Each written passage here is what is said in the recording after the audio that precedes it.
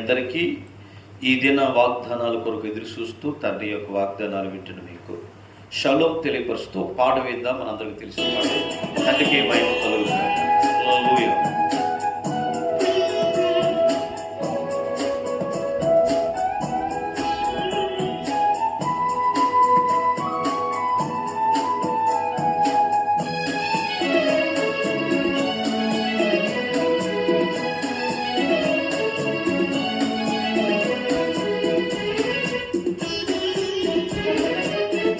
నడిపించు నానావా నడి సముద్రమున యావే నవ జీవన మార్గమున నా జన్మ తరింపా నడిపించు నానావా.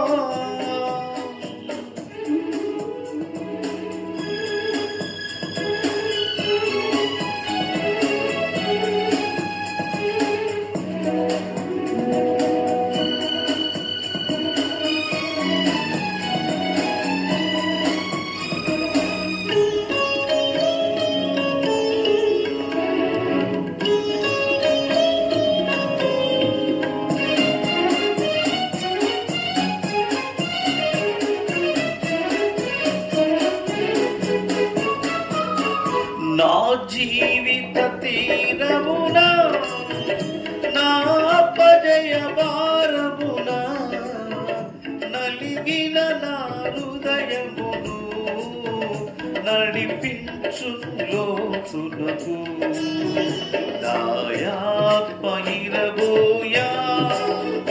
నా దీక్ష ఫలింపా నా నావలు కాలిడుము నా సేవ చేకును నడిపించు నానావా.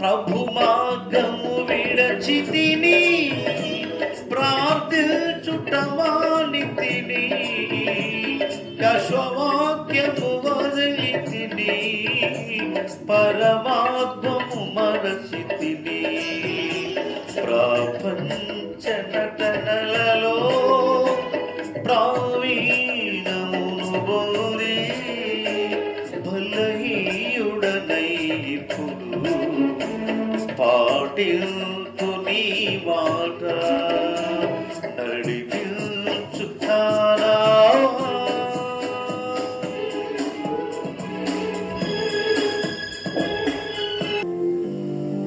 పరిశుద్ధుడు జీవాధిపతి అయిన తండ్రి యొక్క సన్నిధిలో ఈ శ్రేష్టమైన వాక్య భాగాలు అలాగే ఈ శ్రేష్టమైన విషయాలను మీ ముందుంచాలని తండ్రి సన్నిధిలో ఈ రీతిగా ఈ వాగ్దానాలను మనం నేర్చుకోవడానికి అవకాశం ఉంది. తండ్రికి మహిమ కలుగునుగాక. హల్లెలూయా. మనము ఎవరికి పాత్రులు అనే అంశాన్ని బట్టి మనం తండ్రి సన్నిధిలో ఈ వాగ్దానాలను మనం నేర్చుకుందాం. మత్తయి సువార్త 10వ అధ్యాయం 37వ వచనంలో తండ్రినైనను తల్లినైనను నాకంటే ఎక్కువగా ప్రేమించేవాడు నాకు పాత్రుడు కాడు, కుమారుడునైనను కుమార్తెనైనను నాకంటే ఎక్కువగా ప్రేమించేవాడు నాకు పాత్రుడు కాడని ఈ శ్రేష్టమైన వాక్య భాగం తెలియపరుస్తూ ఉంది. పిల్లరా, మనం యావే సన్నిధిలో యావేకి పాత్రులుగా జీవించాలని వాగ్దానాలు మనకు తెలియపరుస్తూ ఉన్నాయి. అన్నిటినీ మనం ప్రేమించాలి. ఎవరికి మనం దాసులుగా ఉండేవారం కాము కాబట్టి యావే తండ్రి మనని ఆశీర్వాదాలకు కర్తగా ఉంచి ఆయన రాజ్యానికి వారసులుగా మనం ఉంచాడు. కాబట్టి దేవునికి పాత్రులుగా మనము ఉపయోగపడే వ్యక్తులుగా ఉండాలి. చూడండి, కొన్ని పాత్రలు కానివ్వండి ఉపయోగపడతాయి మనకి. కానీ దేవుని పని కొరకు మనని పాత్రులు ఆయన ఎన్నుకున్నాడు కాబట్టి తల్లి కంటే, తండ్రి కంటే, భార్య పిల్లల కంటే ఎక్కువగా యావేని మనం ప్రేమించేవారుగా ఉండాలి. అంటే వారిని ప్రేమించొద్దండి, మరి భార్య పిల్లల్ని ఎలాగని మనం అనుకోవచ్చు. పిల్లగా యావే తండ్రి కంటే, సృష్టికర్త కంటే మనము దేనిని ఎక్కువగా ప్రేమించొద్దు. హల్లెలూయా. చాలామంది నగలంటే ఇష్టం కదండి, స్త్రీలకైతే చారీస్ అంటే చాలా ఇష్టపడతారు. పిల్లగా అన్నిటికంటే శ్రేష్టమైనది యావే తండ్రి పిల్లలుగా యావేనే ఘనపరిచేవారుగా ఉండాలని కోరుకుంటున్నాం. అదే 10వ అధ్యాయం 38వ వచనంలో తన శిలువను ఎత్తుకొని నన్ను వెంబడించువాడు నాకు పాత్రుడు కాడని లేఖనంలో రాయబడింది. తన శిలువను ఎత్తుకొని నన్ను వెంబడింపని వాడు నాకు పాత్రుడు కాడు. అంటే తన శిలువను ఎత్తుకొని వెంబడించకుండా ఉండే వ్యక్తులు ఆయనకి పాత్రులు కాదంట. కారణం ఏంటంటే శిలువ అంటే శ్రమలో మోస్తూ, అలాగనే ఎన్ని రకరకాలైన ఎన్నో ఇబ్బందులు, భయంకరమైన పరిస్థితులు, యాక్సిడెంట్లు, అనారోగ్యత, కోర్టు కేసులు, ఎన్నో రకరకాలైన విషయాలు మన వేధిస్తాయి. వాటిని మనం మోస్తూ, శిలువ అంటేనే శ్రమ మారు రాను యాసోబశ్రీ గారు మనకు చూపించారు కదా, శిలువ మోస్తూ అయినా. అలాగనే మనం కూడా తండ్రి యొక్క సన్నిధిలో ఆయన శిలువను ఎత్తుకొని ఆయన వెంబడింపని వాడు ఆయనకి పాత్రుడు కాడు కాబట్టి ఆయన శిలువను మోస్తూ ఆయన వెంబడించాలి. హల్లెలూయా. లోక సువార్త 10వ అధ్యాయం 6వ వచనంలో సమాధాన పాత్రుడు అక్కడ నుండి ఎడల మీకు సమాధానం అతని మీద నిలుచును, లేని ఎడల అది మీకు తిరిగి వచ్చునని రాయబడింది. అపొస్తలులు ఎన్నిక చేసిన అనంతరము మీరు వెళ్ళండి, ఏ ప్రాంతానికైతే వెళ్తారో, ఏ గృహానికైతే వెళ్తారో వెళ్ళి అక్కడ నివసించండి, వారి గృహంలోనూ ఉండండి. ఒకవేళ అయోగ్యమైన ఆ కుటుంబము మిమ్మల్ని చేర్చుకొని, సేవకుడిని చేర్చుకొని, ప్రవక్తని చేర్చుకున్న ప్రతి వారు ఆ దీవెన పొందుతారు.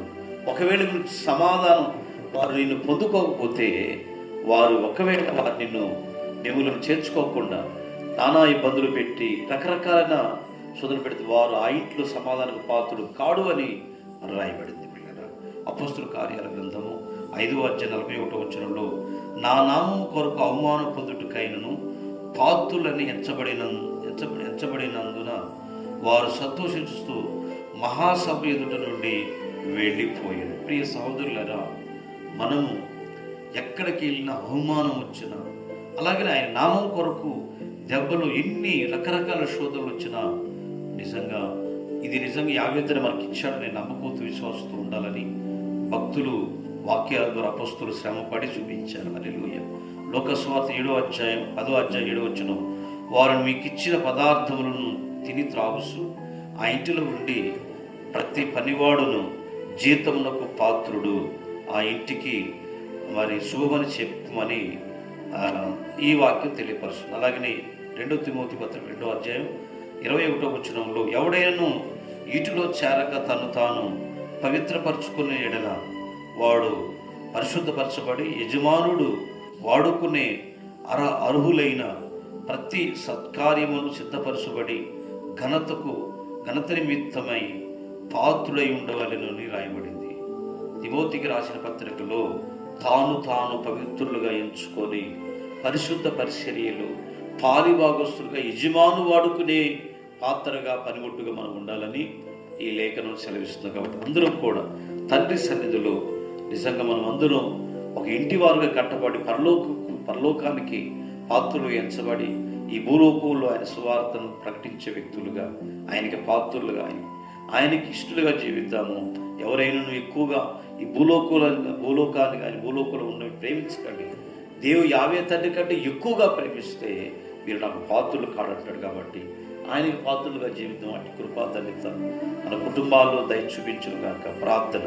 మహిమ కలిగిన తండ్రి పరిశుద్ధుడా, ఈ కార్యక్రమాన్ని ఎందరైతే వీక్షించారో వారిని, వారి కుటుంబాలను, పిల్లలు దీవించి ఆశీర్వదించి కృపలో బలపరచమని యాషువా మెస్సీయ గారి నామం ద్వారా అడిగి వేడుకుంటున్నాం తండ్రి. ఆమేన్.